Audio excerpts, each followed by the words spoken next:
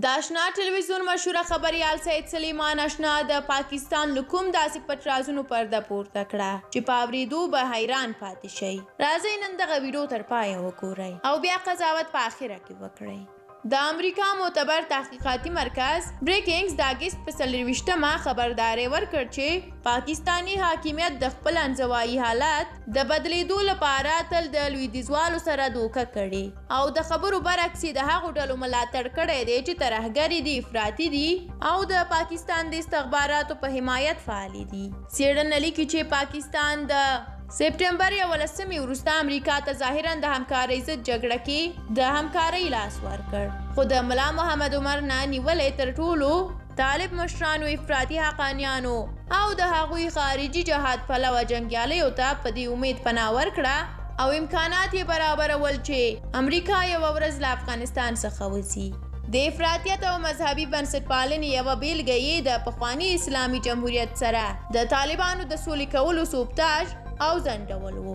دوهم هڅه یې کوله چې د افغانستان په غربي ساحو کې د طالبانو پرمختګ ته لاره جوړه کړي چې د احتمالي مقاومت په صورت کې د غیر پښتنو مقاومتي ډلو ته ایران مرسته ونه لیږي. دریم په شمالي ولایتونو کې د هغو مراکزو نیول او کنټرول دی چې 20 کاله پخوا د هماغه مرکزونو څخه د امریکا ځواکونو د محلي قومندانانو په همکارۍ طالبانو ته ماته ورکړې وه. څلورم د پاکستان په دولتي روغتونونو کې د هغو طالبانو او د جمهوریت ضد هغو عناصرو مجاني درملنه او ساتنه وه چې خپلو لیکو کې مخور وو او د پاکستان استخباراتو پرې روزنیز لګښتونه کړي وو. پنځم د طالبانو په واکمنېدو سره بې له کومې ویرې او امنیتي خطر کابل ته یوازې پاکستاني لوړپوړي ملکي او نظامي مقامات راغلل. شپږم د پاکستان لښکرې طیبه هغه افراطي ډلې د خوشحالۍ او کامیابۍ جلسونه وکړل چې د ملګرو ملتونو، امریکا او بشري حقونو سازمانونو په تورو لیستونو کې شامله ده.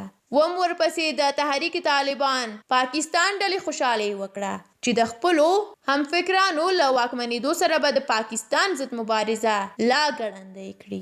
پاکستان اوس وخت د نړیوال بانک، آسیا بانک او نړیوال مالی صندوق له پورونو محروم اعلان شوی او د سود پرته 46 میلیارډ ډالر پخوانی پوره وړی دی چې د سود سره یې 50 میلیارډ ډالر کیږي. کورنۍ اقتصاد یې مخ په زوال دی، خو د نړیوالو بانکونو او اقتصادي همکارۍ او سازمان سره یې ژمنه کړې ده چې راتلونکی کال به اقتصاد ته وده ورکړي. له تاسو مننه چې دا ویډیو مو تر پایه ولیده. زموږ د لا ډېرو ویډیوګانو لپاره یوټیوب چینل مو سبسکرایب کړئ. همدارنګه د سلیمان آشنا د دغه لیکنې په اړه خپل نظریات کولی شئ. د کومنټ په برخه کې راسره شریک کړئ. موږ هم ستاسو کومنټونه په پوره حوصله لولو او بیا یې په راتلونکو ویډیوګانو کې د سکرین پر مخ نشروو. تر هغه ښه وخت ولرئ. د خدای په امان.